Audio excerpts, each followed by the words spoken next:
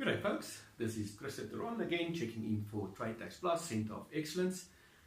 As we've promised you, this is the first technical video for June, and we'll deal with the court case, the Supreme Court of Appeal court case that dealt with the classification of goods for customs purposes.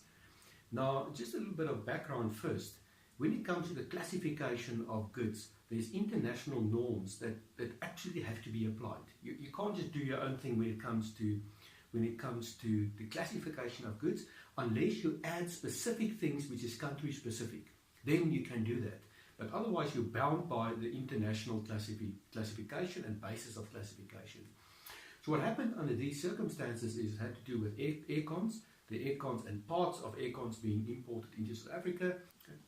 The Customs Control Act currently makes provision for two specific methods in which aircons can be installed. It allows for a wall and it allows for a window.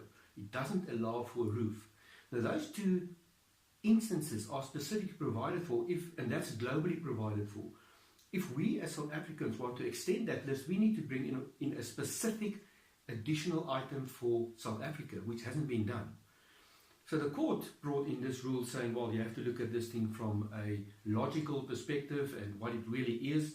And therefore it has to be an aircon and it has to fit in there somewhere, and they really crowbarred it into fitting into one of those two things, one of the two classes that's already been classified. Now, as I've said, the judgment is a descending judgment. So two judges, and I must say amongst them is Judge Davis, said this is absolute nonsense. You have to follow the rules, and the schedule clearly does not provide for that specific item, so you have to go to the default, which is then others. The other three judges had a different view, and they said, well, look at this thing, it is an aircon, it looks like an aircon, it must be aircon, so it has to fit into anything that says aircon in the schedule. So why I'm going on about this is this a major deviation in the classification rules that we've always applied in the past?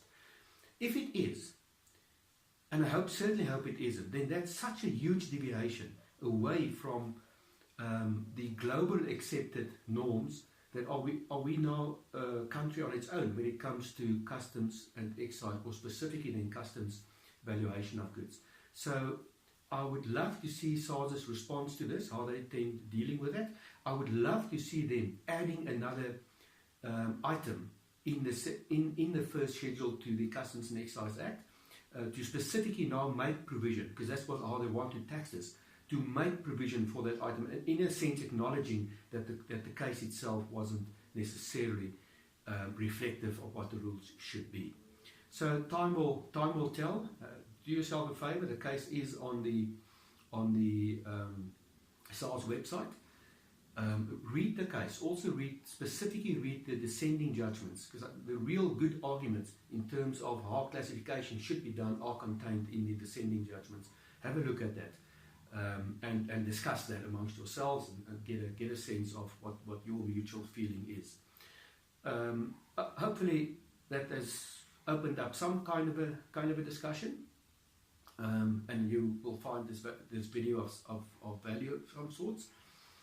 From my perspective, from Chris checking out for TradeTaxPlus. Just a reminder that the next video will deal with how do we deal, or what's the most likely scenario when it comes to electronic services, and when the taxability of that, or the broader taxability, comes into being. I hope you'll enjoy that video as well. I hope you enjoyed this one.